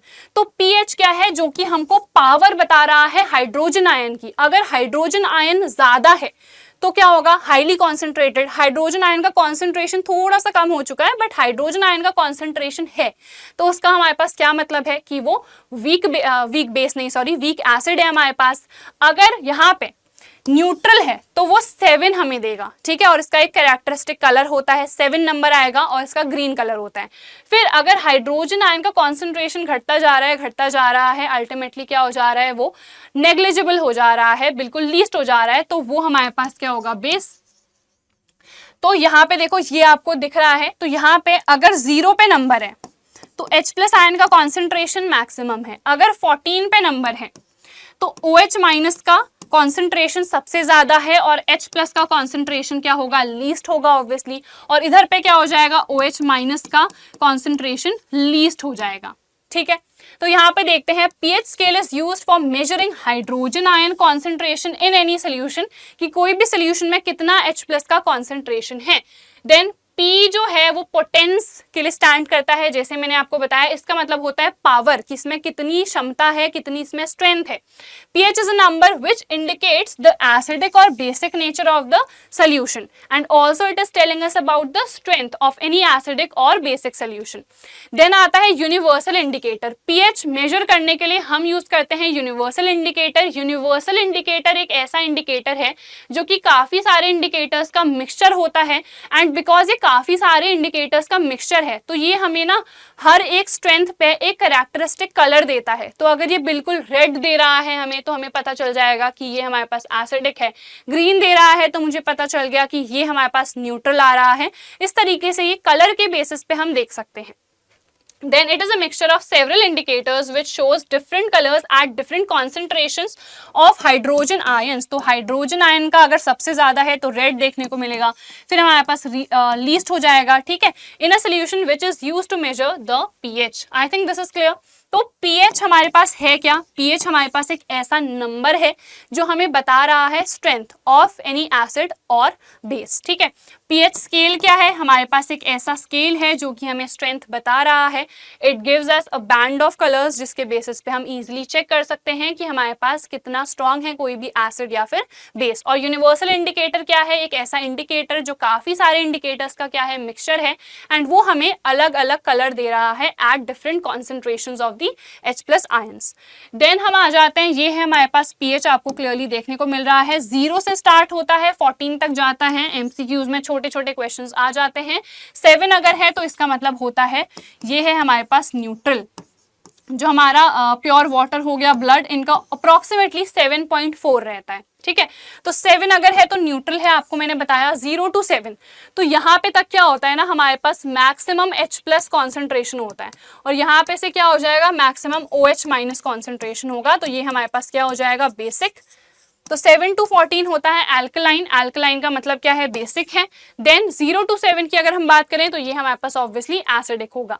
तो यहाँ पे देखो 1 जो है गैस्ट्रिक जूस है हमारे पास, देन लेमन जूस का इतना है। तो ये रेड अगर है तो मैक्सिमम है। ठीक है, फिर थोड़ा रिड्यूस हो रहा है, देखो कलर थोड़ा सा ऑरेंजिश हो रहा है, फिर ये येलो जा रहा है, फिर ये थोड़ा सा डार्कर में जा रहा है, फिर ये ग्रीन हो रहा है, फिर ये ग्रीन से चेंज हो रहा है, ब्लू जा रहा है, फिर डार्क ब्लू चल जा रहा है, वॉयलेट चले जा रहा है। तो ये हमारे पास कलर चेंजेस इस तरीके से अकर करते हैं। तो आपको एक ये वाला याद करना है, बीच वाले उतने इंपॉर्टेंट है नहीं, बट आप याद कर पाओ so it is well and good. ये रेड आपको याद करना है, ग्रीन आपको याद करना है, and this is the violet one for the base. ठीक है, तो ये हो गया, इसमें और कुछ तो हमें कवर नहीं करना है। एक और चीज मैं बता देती हूँ आपको, अगर हम कॉन्सेंट्रेटेड की बात करें और हम डाइल्यूट की बात करें तो कॉन्सेंट्रेटेड के लिए क्या होगा 14, बिकॉज जैसे बेस की अगर हम बात कर रहे हैं, ठीक है, तो कॉन्सेंट्रेटेड बेस है तो उसके लिए मैक्सिमम वैल्यू आएगी। डाइल्यूट के लिए थोड़ा सा कम हो जाता है, जैसे अप्रोक्सीमेटली 13 में ही आ जाएगा।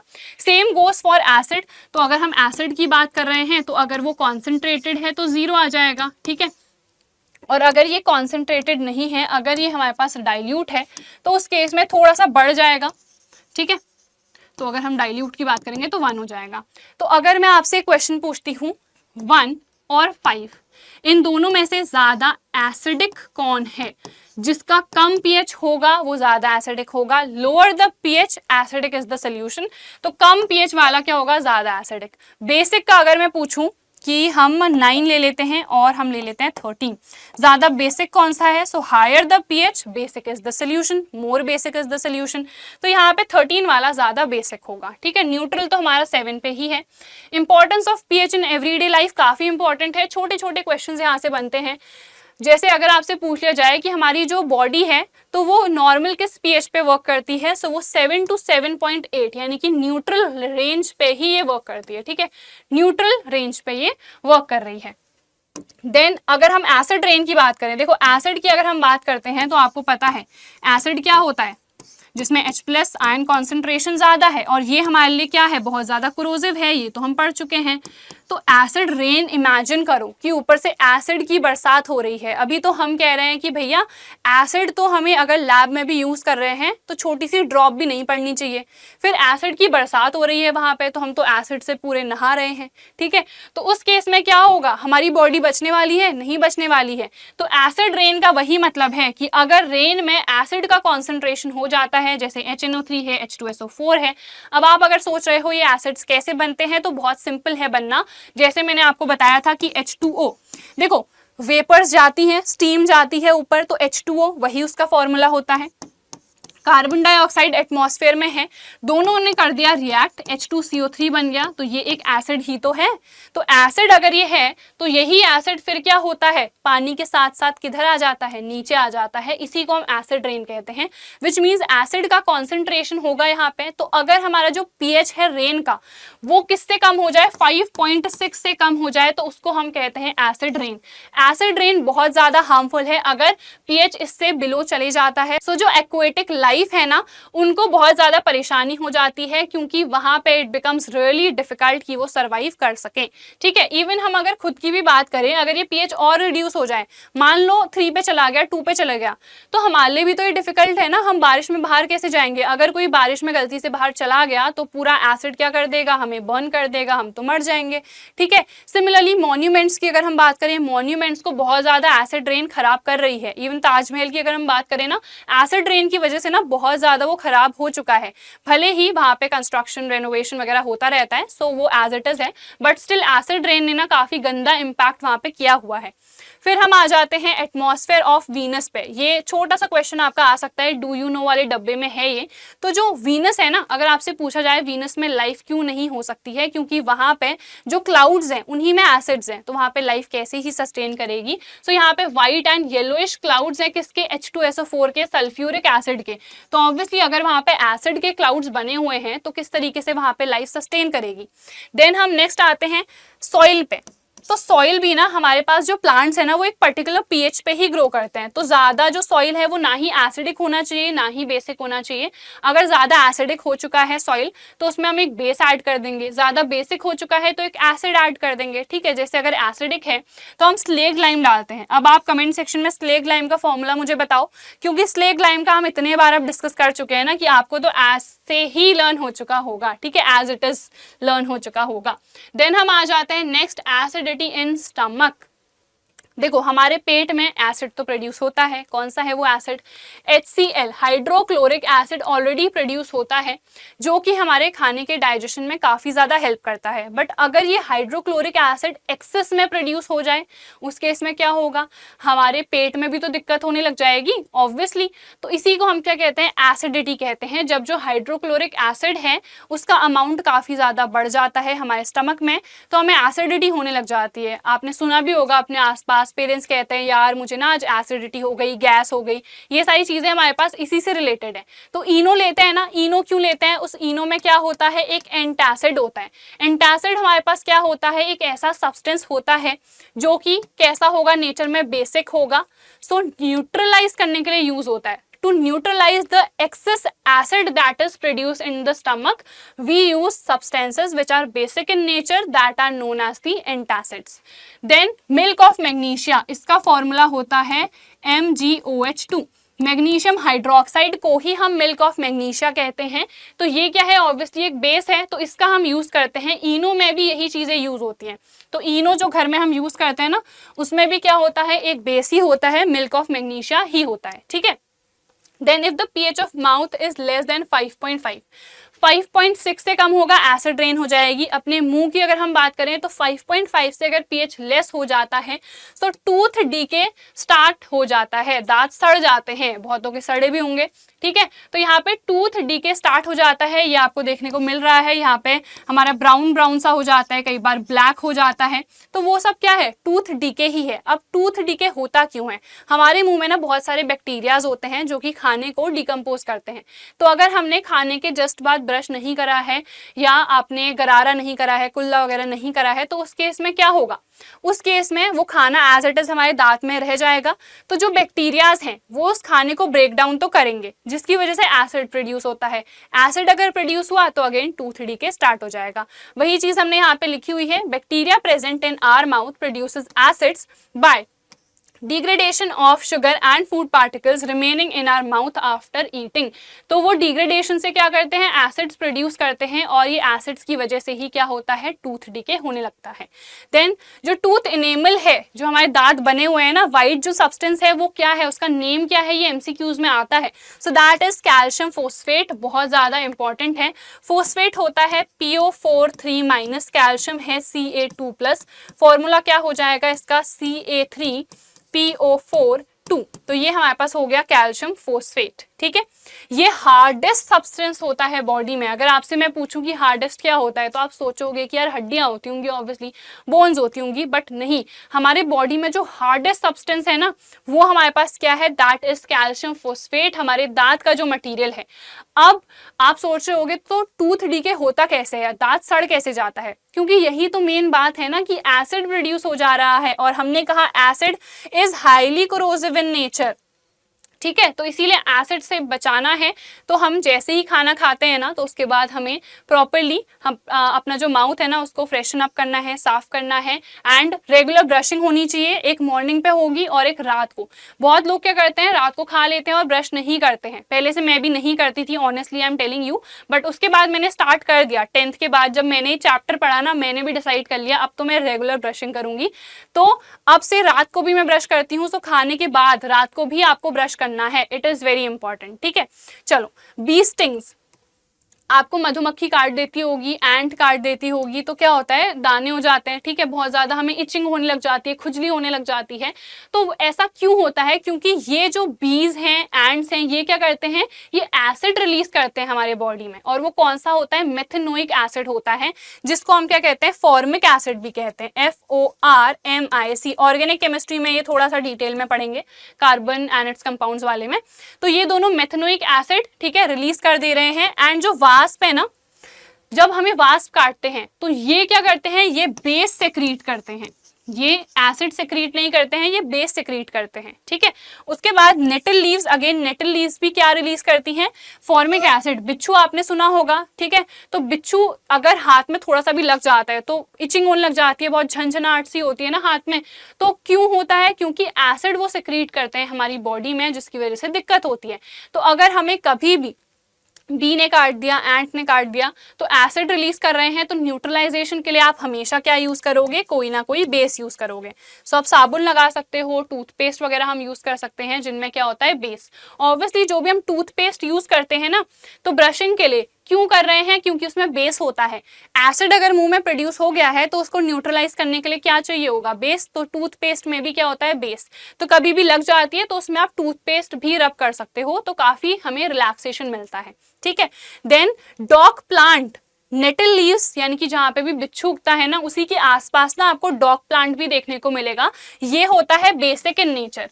तो अगर ये बेसिक इन नेचर है तो इसके पत्ते हम यूज कर सकते हैं अगेन न्यूट्रलाइज करने के लिए, क्योंकि हर जगह तो अगर जंगल में आप गए हो घूमने, बिच्छू लग गया, तो वहां पे क्या टूथपेस्ट ढूंढोगे, नहीं ना, तो वहां पे डॉग प्लांट ढूंढना। ठीक है, तो ये है मेरे पास नेटल लीव्स और ये है हमारे पास डॉग प्लांट। तो इस तरीके का आप पत्ता ढूंढते रहना, नहीं मिला तो सब ट्राई कर लेना। ठीक है तो वहां पे आपको मिल जाएगा फिर कुछ ना कुछ तो इसी से रिलेटेड। ठीक है, एक बार इसकी जो पिक्चर है अपने दिमाग में थोड़ी सेट कर लेना। तो ये है हमारे पास सम नेचुरली अकरिंग एसिड्स। तो इंपॉर्टेंट है, देखो सबसे पहले विनेगर में क्या होता है, एसिटिक एसिड। विनेगर जो है ना, that is like 5 to 8% concentration होता है इसमें एसिटिक एसिड का। एसिटिक एसिड क्या होता है, एथनोइक एसिड होता है, कार्बन एंड इट्स कंपाउंड्स में देखेंगे। देन आते हैं ऑरेंज में। अभी मैंने बताया था ना, जो भी आपके पास सिट्रस फ्रूट्स होते हैं, यानी कि जो भी आपके पास खट्टे फ्रूट्स होते हैं, ठीक है, लेमन हो गया, तो लेमन में भी क्या होता है, लेमन में भी होता है सिट्रिक एसिड। तो सिट्रस वर्ड ही वहीं से है। ठीक है, सिट्रस का मतलब खट्टा, तो इसमें क्या है हमारे पास, ऑरेंज में यही एसिड है, लेमन में भी यही एसिड होता है। टैमरिंड जो है उसमें होता है टार्टरिक एसिड। टी करके याद कर सकते हो, टैमरिन टार्टरिक एसिड। एंड ये इंपॉर्टेंट है, टोमेटो में होता है ऑक्जेलिक एसिड, ठीक है। देन सार मिल्क कर्ड में होता है लैक्टिक एसिड। आपने सुना भी होगा, लैक्टोस सुना, एक टॉफी आती थी शायद, तो लैक्टोस वर्ड यहीं से आया है। जो ये टर्म है ना, ये किसके लिए आ रहा है, मेनली मिल्क से रिलेटेड है ये। तो कर्ड हो गया, मिल्क हो गया, सब में क्या है, लैक्टिक एसिड की प्रेजेंस है। लेमन सिट्रिक एसिड बता दिया मैंने। एंड स्टिंग, नेटिल स्टिंग हो गई, बी स्टिंग, तो इनमें क्या है हमारे पास मेथनोइक एसिड। मेथनोइक एसिड का दूसरा नेम क्या है, फॉर्मिक एसिड। दोनों फॉर्म से पूछा जा सकता है, तो मैंने आपको दोनों बता दिया है, सो दोनों को ही आपको लर्न करना है, ठीक है। चलो नेक्स्ट आ जाते हैं acidic salt, neutral salt and basic salt. अब आप कहोगे भैया ये क्या आ गया, हमने तो अभी पढ़ लिया कि सॉल्ट तो होता है न्यूट्रल, अब तो आप ये नई चीज ले आए। तो देखो इसका क्या मतलब है, एसिडिक सॉल्ट, देखो सॉल्ट तो वो है, यानी कि एसिड और बेस की रिएक्शन से बना है, पर एसिडिक का क्या मतलब है कि उसमें एसिडिक कंटेंट ज्यादा होगा, यानी कि एक यहाँ पे हम क्या यूज करेंगे, स्ट्रॉन्ग एसिड और वीक बेस यूज करेंगे। न्यूट्रल में क्या होगा, देखो दोनों अगर स्ट्रॉन्ग हैं तो ऑब्वियसली वो न्यूट्रल बनाएगा, दोनों अगर वीक हैं तभी भी क्या होगा, न्यूट्रल ही बनाएगा। और बेसिक का क्या मतलब होगा, अगर वो बेसिक है तो उसमें बेस क्या होगा हमारे पास, स्ट्रॉन्ग होगा, तो वीक एसिड और स्ट्रॉन्ग बेस, ठीक है, समझ में आ गया। तो ये हमारे पास है acidic salt, neutral salt and basic salts. तो यहाँ पे एग्जाम्पल NH4Cl, अब ये कैसे बना है वो भी मैं आपको बताती हूँ। तो यहाँ पे देखो स्ट्रॉन्ग एसिड हमने कहा, तो Cl से आपको पता चल गया कौन सा होता है स्ट्रॉन्ग, HCl, तो हमने लिखा HCl। प्लस वीक बेस का, अभी हमने देखा था NH4OH होता है वीक, तो इन दोनों की रिएक्शन हुई, देखो ये तो वीक है ये स्ट्रॉन्ग है, तो ऑब्वियसली जो भी सॉल्ट बनेगा उसमें एसिडिक कैरेक्टर थोड़ा सा ज्यादा होगा, तो इसीलिए वो एसिडिक सॉल्ट होगा। तो यहाँ पे क्या बन जाएगा हमारे पास, एक तो H2O बनेगा, ठीक है, इसकी और इसकी कॉम्बिनेशन से, और ये क्या हो जाएगा हमारे पास NH4Cl which is the salt, ठीक है। यहाँ पे तो वीक वीक भी यूज कर सकते हैं और स्ट्रॉन्ग स्ट्रॉन्ग भी। तो सबसे इजी एग्जांपल है NaCl, NaOH प्लस HCl की रिएक्शन आप करा दो, क्या बन जाएगा यहाँ पे NaCl और यहाँ पे बनेगा H2O, तो ये क्या हो गया हमारे पास, ये है न्यूट्रल सॉल्ट। देन आता है बेसिक सॉल्ट, सोडियम कार्बोनेट। तो Na से मुझे पता चल रहा है कि NaOH तो होगा यहाँ पे, और CO3 से अभी मैंने आपको कार्बोनिक एसिड बताया था वीक, तो H2CO3, इन दोनों की रिएक्शन करा दो, अगेन डबल डिस्प्लेसमेंट होगा, तो Na2CO3 बनेगा इधर पे और H2O वहां पे बन जाएगा। तो सॉल्ट और वाटर फॉर्म हो गया, बिकॉज यहाँ पे स्ट्रॉन्ग बेस है तो ये एक बेसिक सॉल्ट कहलाएगा, ठीक है। चलो अब आते हैं हम कॉमन सॉल्ट पे, जो कि होता है क्या हमारे पास NaCl, this is the neutral salt. तो यहाँ पे जो हमारे पास कॉमन सॉल्ट है जो हम घर में यूज करते हैं, टेबल सॉल्ट, ये है हमारे पास जो घर में हम यूज करते हैं। इसके ना बहुत सारे यूज हैं, एंड आपको पता है सॉल्ट कहाँ से ऑब्टेन होता है, सी वाटर से, बिकॉज सी वाटर में क्या होता है ना, बहुत सारे सॉल्ट्स प्रेजेंट होते हैं और NaCl उसमें से एक है। So sea water contains many salts dissolved in sodium, dissolved in it, sodium chloride जो है it is one of them, तो it is separated by the other salts, ठीक है, जो बाकी के दूसरे सॉल्ट्स हैं उनसे सेपरेट किया जाता है। Deposits of solid salt are also found in several parts of the world. These large crystals are often brown due to impurities and इसी को रॉक सॉल्ट कहते हैं। अगर आपसे पूछा जाए रॉक सॉल्ट का फॉर्मूला क्या है, तो ये NaCl ही होता है, क्योंकि इसमें जो मैक्सिमम कंटेंट होता है ना वो NaCl का ही होता है, बट ये स्लाइटली ब्राउन कलर का होता है क्योंकि बहुत सारी इम्प्योरिटीज आसपास होती हैं। तो ये रॉक सॉल्ट से ही हम क्या ऑब्टेन करते हैं, रॉक सॉल्ट की हेल्प से ही हम ऑब्टेन करते हैं NaCl which is the common salt, ठीक है। बाकी तो ये सिंपल वही चीज है कि जो सॉलिड सॉल्ट है वो बहुत सारे जगहों से हम ऑब्टेन कर सकते हैं जहाँ पे भी सी वाटर प्रेजेंट है। नेक्स्ट हम आ जाते हैं सोडियम हाइड्रोक्साइड में विच इज NaOH। तो NaCl का ना काफी यूज है, NaCl की हेल्प से ही हम क्या कर सकते हैं, सोडियम हाइड्रोक्साइड की भी प्रिपरेशन कर सकते हैं। यह आपका है NCERT का डायग्राम। तो इसमें देखो क्या है, हमने लिया हुआ है ब्राइन, आपसे पूछा जाता है ब्राइन क्या है, so aqueous solution of salt, aqueous solution of NaCl को ही हम क्या कहते हैं, ब्राइन कहते हैं। तो aqueous solution of NaCl that is known as brine। तो ब्राइन सोल्यूशन हम लेते हैं, इलेक्ट्रिसिटी उससे पास करते हैं। इलेक्ट्रिसिटी अगर हम NaCl से पास करते हैं तो हमें क्या क्या देखने को मिलता है, H2O हमें, सॉरी नॉट H2O, NaOH हमें देखने को मिलता है, Cl2 हमें मिलता है, H2 हमें मिलता है। तो जब भी आप कोई भी इलेक्ट्रोलिसिस करा रहे होते हो, मैंने आपको पहले भी बताया हुआ है क्या क्या चीज़ों की रिक्वायरमेंट होती है। एक इलेक्ट्रोलाइट की रिक्वायरमेंट होती है। तो ये ब्राइन किसकी तरह एक्ट कर रहा है, इलेक्ट्रोलाइट। इलेक्ट्रोड्स हम यूज करेंगे, एनोड एंड कैथोड। तो यहाँ पे ये एनोड है और ये कैथोड है। कैथोड नेगेटिव होता है क्योंकि कैटायंस जाते हैं कैथोड में, कैटायंस होते हैं पॉजिटिव, तो ऑब्वियसली वो इधर ही आएंगे। देन हमारे पास एनोड होता है पॉजिटिव, सो जो भी एनायंस हैं, एनायंस कहाँ जाएंगे, हमारे पास एनोड में जाएंगे। सो ये एनायंस हो गए, ये हमारे पास हो गए कैटायंस। ठीक है, ये दो हमारे पास क्या है, ये रॉड्स हैं, तो ये कैथोड है, ये हमारे पास क्या है, एनोड है। तो यहाँ पे से देखो, एनोड पे हमें क्या मिल रहा है, क्लोरीन मिल रहा है, और यहाँ पे हमें H2 मिल रहा है, कहाँ पे, कैथोड में। तो आपको पता है ना, जो H+ आयन होता है, H+ आयन हमेशा हमारे पास कहाँ जाता है, बिकॉज ये क्या है, कैटायन, तो ये कैथोड पे ही जाएगा। Cl- आयन होता है ना, नेगेटिव है, तो कहाँ जाएगा, कैथोड पे ही जाएगा। तो रटने की कुछ भी जरूरत नहीं है, समझ के अगर आप करोगे ना तो ये आपके लिए बहुत ईजी हो जाएगा। देखो, अगर आपके सिलेबस में थोड़ा डिटेल में होता कि आपको हर एक रिएक्शन करके हम बताएं, तो आपको ना ज्यादा अच्छे से समझ में आता, बट उतना है नहीं आपके सिलेबस में। देन देखो, कैथोड में अगेन हमें क्या मिल रहा है, NaOH मिल रहा है। तो पहले ना हम रिएक्शन देख लेते हैं। यहाँ पे ये वाली रिएक्शन है, NaCl प्लस H2O, आपको क्या मिल रहा है, NaOH, Cl2 एंड H2 आपको देखने को मिल रहा है। तो एक बार मैं आपको थोड़ा सा यहाँ पे बता देती हूँ। NaCl, Na plus and Cl- ion यहाँ पे प्रोड्यूस होता है, सिंपल। H2O पानी, ऑब्वियसली एक्वस सोल्यूशन लिया है तो वहाँ पे पानी तो होगा ही, तो यहाँ पे मिलता है H+ और हमें देखने को मिलता है OH-। तो क्या होता है, देखो ये मेरे पास क्या है, ये और ये दोनों हमारे पास क्या है, कैटायंस है, कैथोड पे जाएंगे। बट Na+ और H+ में से कौन सा जाता है, H+ जाता है, ये नहीं जाता है। सिमिलरली Cl- है और OH- दोनों हमारे पास एनायंस हैं, बट एनोड पे क्या जाता है, सिर्फ Cl- जाता है, जिसकी वजह से हमें H+ और Cl- की वजह से H2 एंड Cl2 देखने को मिल रहे हैं। ये समझ में आ गया। अब अगर आपके दिमाग में है कि ये दोनों में से ये क्यों जा रहा है या ये दोनों में से ये क्यों जा रहा है, ये थोड़ा हायर वाला है, तो अभी आपको देखने की जरूरत नहीं है। तो अभी तक इतना हमें समझ में आ गया। Na+ एंड OH- दोनों ने रिएक्ट किया, क्या बना दिया, NaOH। तो NaOH भी हमें कहाँ पे मिल रहा है, we are getting it at the cathode. Cathode कैथोड पे ये भी हमें मिल रहा है। तो ये डायग्राम भी सिंपल है और इसके बहुत सारे यूजेस भी यहाँ पे लिखे हुए हैं। जैसे Cl2 है तो ये वाटर ट्रीटमेंट में यूज किया जाता है, स्विमिंग पूल्स में यूज किया जाता है, इवन ब्लीचिंग पाउडर की जो प्रोसेस है फॉर्मेशन का, उसमें भी अभी हम देखेंगे तो वहाँ पे भी यूज किया जाता है। PVC पॉलीविनिल क्लोराइड ही होता है। डिसइंफेक्टेंट, CFC, पेस्टिसाइड, सब में क्लोरीन यूज किया जाता है।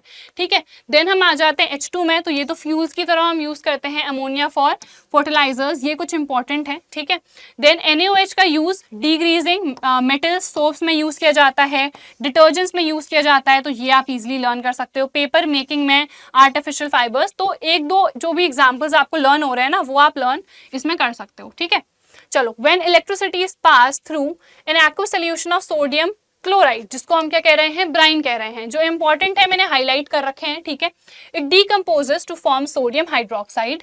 The process is called chlor alkali process. अभी देखो, क्लोर क्योंकि क्लोरीन बन रहा है, एल्कली क्योंकि यहाँ पे क्या बन रहा है, NaOH बन रहा है, जो कि क्या है, बेस है, यानी कि एल्कली है।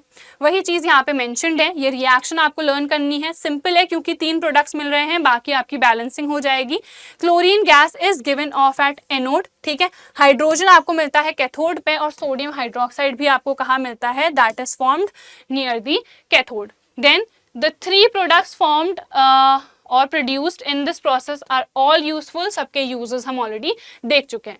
ब्लीचिंग पाउडर की हम बात करते हैं तो यहाँ पे क्लोरीन की रिएक्शन किसके साथ होती है, कैल्शियम हाइड्रोक्साइड के साथ करी जाती है। ये जो आप देख रहे हो, this is the bleaching powder. Bleaching में इसका काफी ज्यादा यूज होता है। Chlorine gas is used for the manufacture of bleaching powder.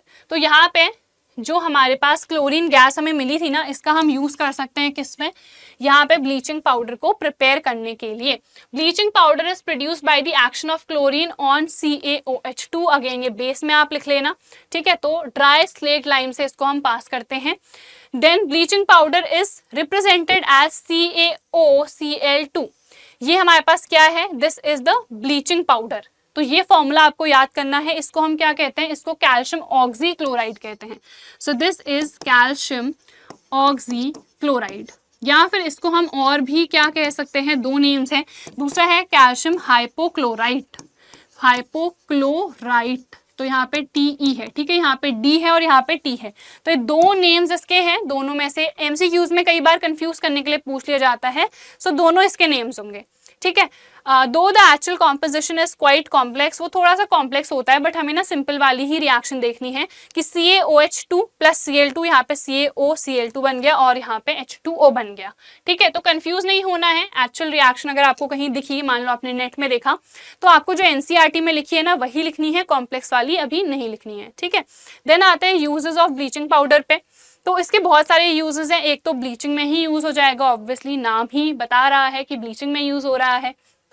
And linen in the textile industry, for bleaching wood pulp in the paper factories and for bleaching washed clothes। तो basically क्या है, bleaching में use हो रहा है, तो इतना सब नहीं भी लिखोगे तो चलेगा। Mainly it is use for bleaching, ठीक है। कॉटन हो गया, या फिर हम बात करें वॉश्ड क्लोथ्स को अगर हमें ब्लीच करना है तो सब में यूज हो जाएगा।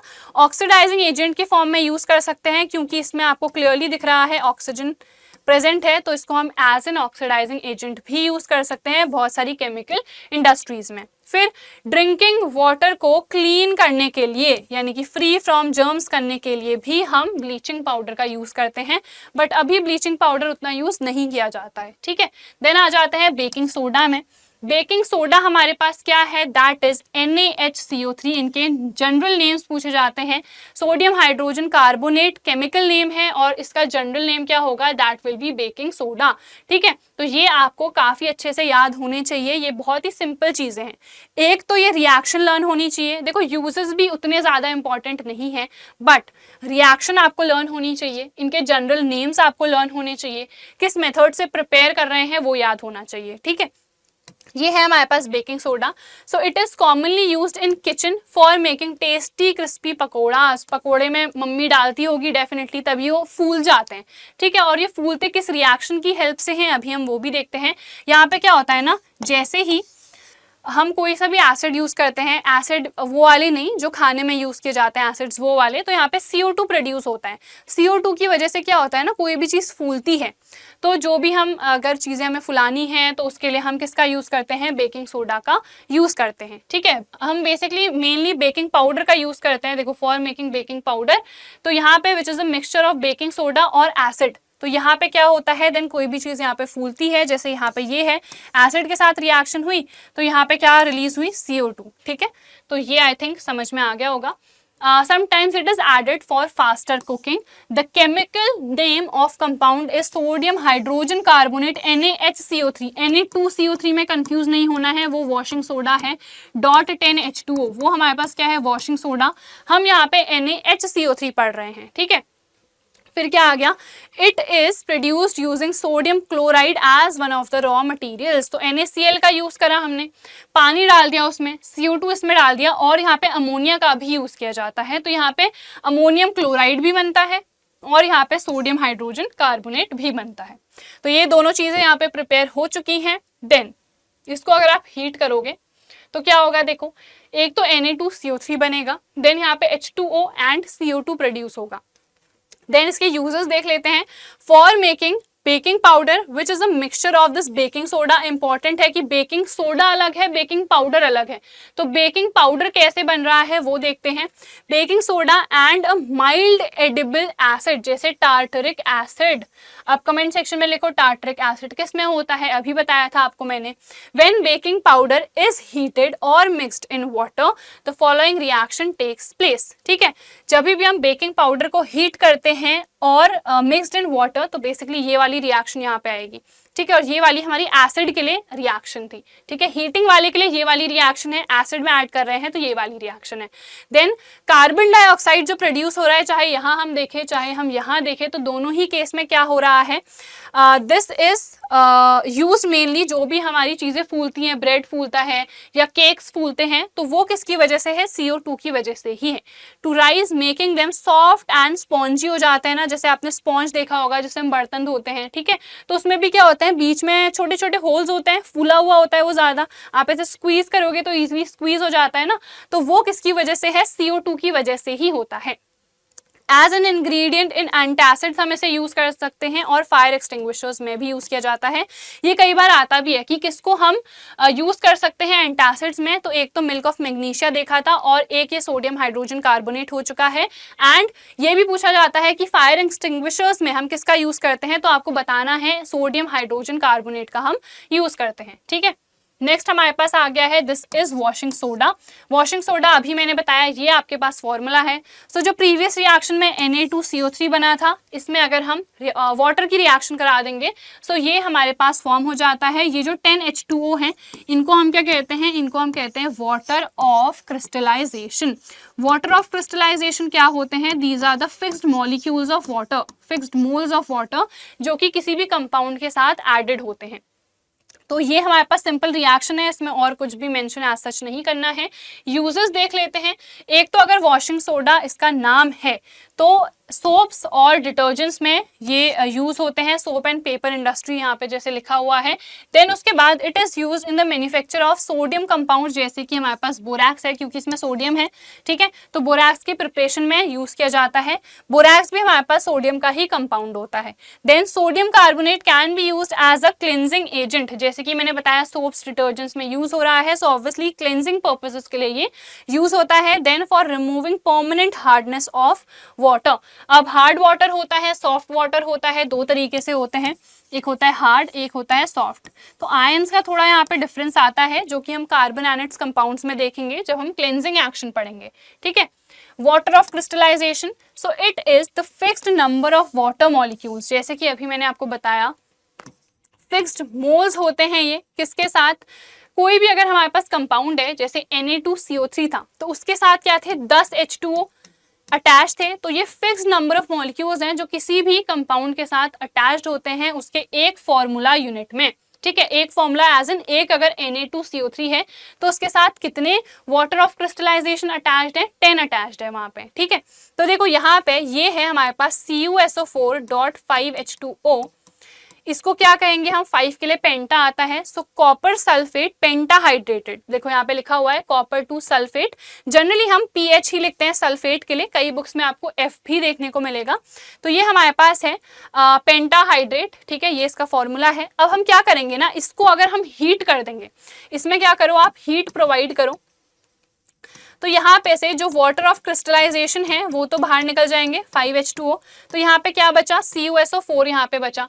अगर यहाँ पे CuSO4 बचा है, इसका कलर क्या होता है, वाइट होता है। ठीक है, तो यहाँ पे से वाटर ऑफ क्रिस्टलाइजेशन रिमूव हो चुके हैं। अब आप क्या करो, इसमें वापस से पानी डाल दो, वापस से आपको ब्लू कलर देखने को मिल जाएगा। क्यों देखने को हमें मिल रहा है, क्योंकि उसमें वापस से उसको वाटर ऑफ क्रिस्टलाइजेशन मिल चुके हैं। ठीक है, तो एक कैरेक्टरिस्टिक कलर भी हमें देखने को मिलता है, जैसे कि मैंने प्रीवियस वाले जो आपका चैप्टर था वहां पे मैंने आपको ग्रीन विट्रियोल पढ़ाया था कि उसका कलर क्या होता है, ग्रीन, जबकि ये व्हाइट हो जाता है अगर ये वाटर ऑफ क्रिस्टलाइजेशन यहाँ पे से रिमूव हो जाएंगे। ठीक है, तो इसकी रिएक्शन भी थी डिकम्पोजिशन। तो कमेंट सेक्शन में आप बताओ कि अगर FeSO4 का डिकम्पोजिशन होता है तो 3 क्या प्रोडक्ट्स फॉर्म होते हैं, और जो एक प्रोडक्ट बनता है उसका कलर क्या है, ये भी चीज आपको कमेंट सेक्शन में बतानी है।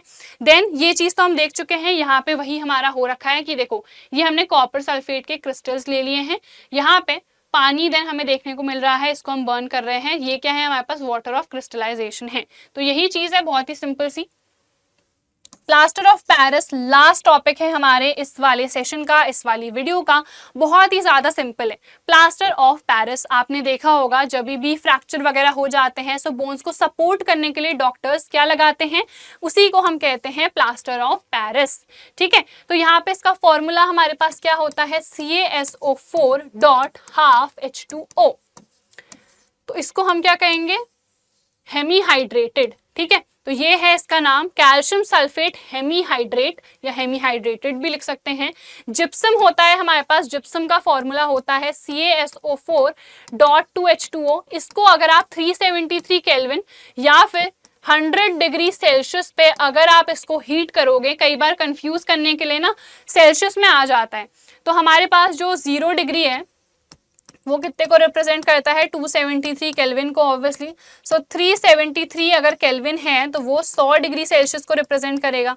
ठीक है, ये तो आपको पता ही होगा कि अगर हम बात करें केल्विन की तो डिग्री सेल्सियस में हम क्या ऐड करते हैं, 273 ऐड कर देते हैं। तो यहाँ पे 373 गिवन है तो डिग्री सेल्सियस आप इजीली निकाल सकते हो। तो ये हमारे पास एक और फॉर्मूला मैंने आपको बता दिया।